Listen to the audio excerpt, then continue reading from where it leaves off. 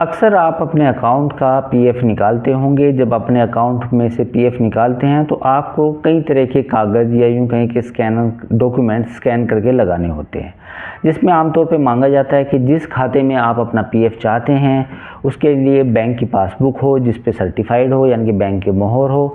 साथ ही इसके अलावा आपके पास वो चेक हो जिस अकाउंट में आप पैसा चाहते हैं, और वो चेक जो हो वो कैंसिल चेक हो। तो कई बार होता क्या है कि आपके पास चेक बुक नहीं होती, पासबुक नहीं होती, और फिर आपको अचानक से पासबुक लानी पड़ती है या चेक बुक लानी पड़ती है, उसमें समय लगता है। तो पीएफ डिपार्टमेंट ने अब इसको और आसान कर दिया है। इसके लिए पीएफ डिपार्टमेंट ने आपके जो बैंक खाता है उसके वेरिफिकेशन के लिए ऑनलाइन केवाईसी वेरिफिकेशन का ऑप्शन दिया है, जिसमें होगा क्या कि national payment corporation of India NPCI से सीधे केवाईसी डिटेल्स आपकी फैच कर ली जाएगी, यानी कि खींच ली जाएंगी या देख ली जाएंगी।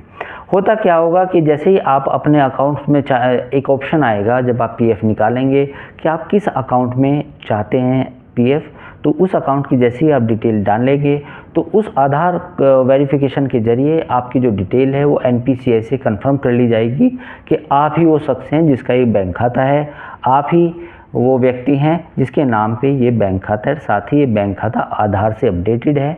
तो इससे ये फ़ायदा होगा कि आपको बिना जो अनावश्यक तौर पे जो आपको चेक की फ़ोटो खींच के जमा करनी होती थी या बैंक की पासबुक जमा करनी होती थी, इससे आपको मुक्ति मिलेगी।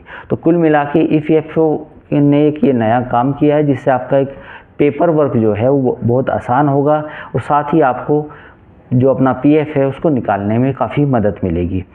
और ऑनलाइन आपने देखा होगा कि अब हम आपको बताएंगे कि ऑनलाइन क्लेम्स कैसे सबमिट करें। आपने देखा होगा कि जब भी आपको क्लेम करना होता है तो उसके लिए यूएएन चाहिए होता है, और यूएएन भी आपका आधार से लिंक होना चाहिए, और उसकी केवाईसी जो सर्विस एलिजिबिलिटी होती है वो फॉर्म पूरा आपको फिल करना पड़ता है। तो कुल मिला के सारी चीज़ें एक साथ जुड़ी हुई हैं। पहले आपके पास यूएएन हो, आधार से कनेक्टेड हो आपका पीएफ अकाउंट, साथ ही आपका बैंक अकाउंट भी आधार से कनेक्टेड हो।